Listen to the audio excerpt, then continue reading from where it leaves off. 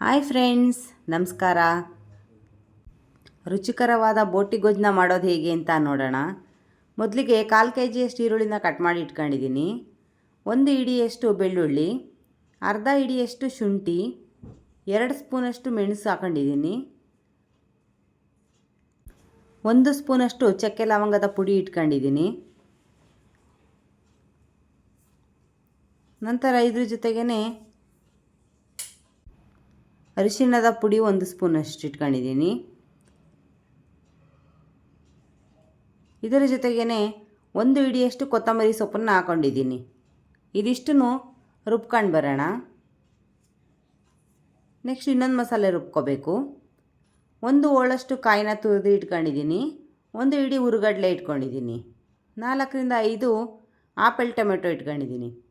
ಇದಿಷ್ಟನ್ನು ರುಬ್ಬಿ ಪೇಸ್ಟ್ ಮಾಡಿ ಇಟ್ಕೊಳ್ಳೋಣ. ನಾನಿಲ್ಲಿ 2 kgಯಿಂದ 2.5 kgಯಷ್ಟು ಬೋಟಿ ಗೊಜ್ಜನ್ನು ಮಾಡೋದನ್ನು ತೋರಿಸ್ತಾ ಇದ್ದೀನಿ. ಮೊದಲಿಗೆ ಕುಕ್ಕರ್ ಬಿಸಿ ಆಗೋದಕ್ಕೆ ಇಟ್ಟಿದ್ದೀನಿ. ಕುಕ್ಕರ್ ಬಿಸಿ ಆದ ನಂತರ 2 ಸ್ಪೂನಷ್ಟು ಎಣ್ಣೆನ ಹಾಕ್ಕೊಂಡಿದ್ದೀನಿ. ಎಣ್ಣೆ ಚೆನ್ನಾಗಿ ಬಿಸಿ ಆಗಲಿ. ತೊಳೆದು ಕಟ್ ಮಾಡಿ ಇಟ್ಕೊಂಡಿರುವಂತಹ ಬೋಟಿನ ಹಾಕೋತಿದ್ದೀನಿ. ಸಣ್ಣ ಸಣ್ಣದಾಗಿ ಕಟ್ ಮಾಡಿ ಇಟ್ಕೊಂಡಿರೋಂಥ ಬೋಟಿನ ಹಾಕಿದ್ದೀನಿ. ಚೆನ್ನಾಗಿ ತೊಳೆದಿರಬೇಕು, ಇಲ್ಲಾಂದ್ರೆ ಅದ್ರ ಸ್ಮೆಲ್ ಹಾಗೇ ಇರುತ್ತೆ. ಎಲ್ಲ ಬೋಟಿ ಪೀಸಸ್ನೂ ಹಾಕ್ಕೊಂಡಿದ್ದೀನಿ. ಇದನ್ನೆಲ್ಲ ಸ್ವಲ್ಪ ಚೆನ್ನಾಗಿ ಹುರಿಬೇಕು. ಬೋಟಿ ಗೊಜ್ಜು ಮಾಡುವಾಗ ಬೋಟಿನ ಚೆನ್ನಾಗಿ ಹುರಿಯೋದು ತುಂಬ ಮುಖ್ಯ ಆಗುತ್ತೆ. ಎಲ್ಲ ಚೆನ್ನಾಗಿ ಫ್ರೈ ಆಗಬೇಕು, ಅಲ್ಲಿ ತನಕ ಚೆನ್ನಾಗಿ ಹುರ್ಕೊಳ್ಳೋಣ. ಈ ಬೋಟಿ ನೀರಿನ ಅಂಶ ಎಲ್ಲ ಬಿಡಬೇಕು. ಈ ಟೈಮಲ್ಲಿ ನಾನು 1 ಸ್ಪೂನಷ್ಟು ಉಪ್ಪನ್ನು ಸೇರಿಸ್ಕೋತೀನಿ. ಜೊತೆಗೆ 1 ಸ್ಪೂನಷ್ಟು ಅರಿಶಿಣದ ಪುಡಿಯನ್ನು ಸೇರಿಸ್ಕೋತೀನಿ. ಬೋಟಿಲಿರೋ ಸ್ಮೆಲ್ಲೆಲ್ಲ ಹೋಗ್ಬೇಕಂದ್ರೆ ಅರಿಶಿನ ಹಾಕ್ಕೊಳ್ಳಿ. ಇದನ್ನೆಲ್ಲ ಚೆನ್ನಾಗಿ ಮಿಕ್ಸ್ ಮಾಡ್ಕೊಳ್ಳೋಣ. ಇದರಲ್ಲಿರೋ ನೀರಂಶ ಎಲ್ಲ ಬಿಡಬೇಕು, ಅಲ್ಲಿ ತನಕ ಸ್ವಲ್ಪ ಚೆನ್ನಾಗಿ ಫ್ರೈ ಮಾಡೋಣ. ಬೋಟಿನ ಫ್ರೈ ಮಾಡಿದಷ್ಟು ರುಚಿ ಚೆನ್ನಾಗಿರುತ್ತೆ.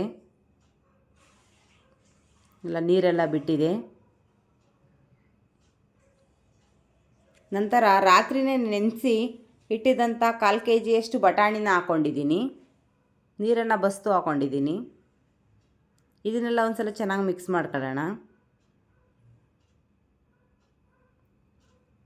ಮಿಕ್ಸ್ ಮಾಡಿದ್ದಾಯಿತು.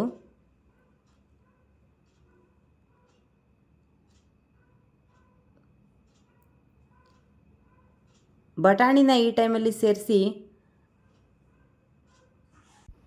ಸೇರಿಸಿದ ನಂತರ ಕುಕ್ಕರ್ ಮುಚ್ಚಳನ ಮುಚ್ಚಿ 4 ರಿಂದ 5 ವಿಷಲ್ ತಗೊಳ್ಳೋಣ. ಬೋಟಿ ಚೆನ್ನಾಗಿ ಬೇಯಬೇಕು, ಆದ ಕಾರಣ ನಾನು ವಿಷಲ್ ತಗೋತಿದ್ದೀನಿ. ನಂತರ ಒಂದು ಪಾತ್ರೆಗೆ ಟ್ರಾನ್ಸ್ಫರ್ ಮಾಡ್ಕೊಂಡಿದ್ದೀನಿ. ರುಬ್ಬಿ ಇಟ್ಕೊಂಡಿದ್ದಂತಹ ಮಸಾಲೆನ ಸೇರಿಸಿದ್ದೀನಿ.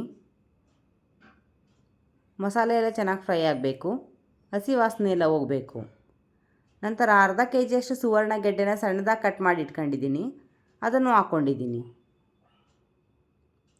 ಇದೆಲ್ಲ ಚೆನ್ನಾಗಿ ಬೇಯ್ತಾ ಇದೆ. ಈ ಟೈಮಲ್ಲಿ ನಿಮ್ಮ ರುಚಿಗೆ ಅನುಸಾರವಾಗಿ ಮಟನ್ ಸಾಂಬಾರು ಪುಡಿನ ಸೇರಿಸ್ಕೊಳ್ಳಿ. ನಿಮ್ಮ ಖಾರಕ್ಕೆ ತಕ್ಕಂಗೆ ಸೇರಿಸ್ಕೊಳ್ಳಿ. ಇದನ್ನೆಲ್ಲ ಚೆನ್ನಾಗಿ ಮಿಕ್ಸ್ ಮಾಡ್ಕೊಳ್ಳೋಣ.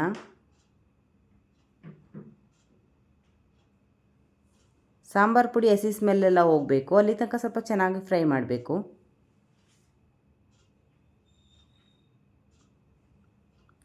ಕುದೀತಾ ಇದೆ. ಈ ಟೈಮಲ್ಲಿ ಕಾಯಿ, ಕಡಲೆ, ಟೊಮೆಟೊ 3 ರುಬ್ಬಿ ಇಟ್ಕೊಂಡಿದ್ದಂತಹ ಪೇಸ್ಟನ್ನು ಸೇರಿಸ್ಕೊತಿದ್ದೀನಿ. ಇದು ಬೋಟಿ ಗೊಜ್ಜಾಗಿರೋದ್ರಿಂದ ತುಂಬ ನೀರು ಹಾಕ್ಕೋಬೇಡಿ. ಇದನ್ನೆಲ್ಲ ಚೆನ್ನಾಗಿ ಮಿಕ್ಸ್ ಮಾಡ್ಕೊಳ್ಳೋಣ. ಮಿಕ್ಸ್ ಮಾಡಿದ ನಂತರ 2 ಹೋಳಷ್ಟು ಹೆಸರು ಬೇಳೆನ ಸೇರಿಸ್ಕೊತೀನಿ. ಹೆಸರು ಬೇಳೆ ಹಾಕೋದ್ರಿಂದ ಬೋಟಿ ಗೊಜ್ಜು ತುಂಬ ರುಚಿಯಾಗಿರುತ್ತೆ, ಗಟ್ಟಿಯಾಗೂ ಇರುತ್ತೆ.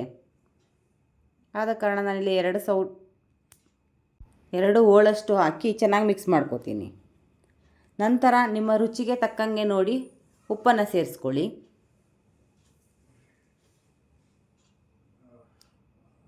ತಳ ಹಿಡಿಯೋ ಚಾನ್ಸಸ್ ಇರುತ್ತೆ, ಚೆನ್ನಾಗಿ ಮಿಕ್ಸ್ ಮಾಡ್ತಾಯಿರಿ. ನಂತರ ಬೇಯಿಸಿ ಕಟ್ ಮಾಡಿ ಇಟ್ಕೊಂಡಿರುವಂಥ ಮೇಕೆ ರಕ್ತನ ಸೇರಿಸ್ಕೋತೀನಿ. ಬೋಟಿ ಗೊಜ್ಜಿಗೆ ಈ ರೀತಿ ರಕ್ತನ ಸೇರಿಸೋದ್ರಿಂದ ರುಚಿ ತುಂಬ ಚೆನ್ನಾಗಿರುತ್ತೆ. ಮುದ್ದೆಗಂತೂ ತುಂಬ ಚೆನ್ನಾಗಿರುತ್ತೆ, ಒಳ್ಳೆ ಕಾಂಬಿನೇಷನ್ ಆಗಿರುತ್ತೆ ಇದು. ಎಲ್ಲನೂ ಚೆನ್ನಾಗಿ ಒಂದು ಸಲ ಮಿಕ್ಸ್ ಮಾಡ್ಕೊಳ್ಳೋಣ. ರುಚಿಕರವಾದಂತಹ ಬೋಟಿ ಗೊಜ್ಜು ರೆಡಿ ಆಯಿತು. ನಾನು ಮಾಡಿರೋ ಈ ರೆಸಿಪಿ ನಿಮ್ಗೆ ಇಷ್ಟ ಆದರೆ ಲೈಕ್ ಮಾಡಿ, ಕಮೆಂಟ್ ಮಾಡಿ, ಸಬ್ಸ್ಕ್ರೈಬ್ ಮಾಡಿ. ಪ್ಲೀಸ್ ನನ್ನ ಚಾನಲ್ನ ಸಪೋರ್ಟ್ ಮಾಡಿ.